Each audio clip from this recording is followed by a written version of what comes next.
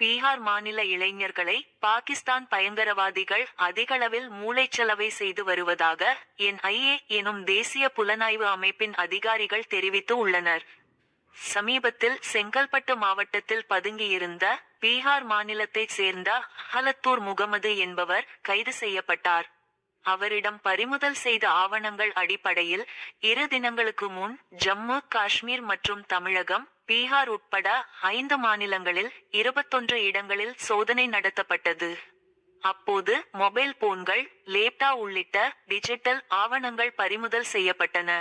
இவற்றை ஆய்வு செய்தபோது பீகார் மாநிலத்தைச் சேர்ந்த இளைஞர்களை குறிவைத்து பயங்கரவாதிகள் மூளைச்சலவை செய்வது தெரிய வந்துள்ளது.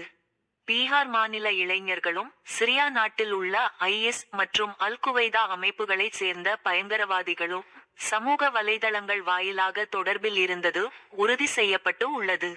பாகிஸ்தானை தலைமை இடமாக வைத்து ஜெய்ஷ்-இ-முகமது என்ற பயங்கரவாத அமைப்பு செயல்படுகிறது.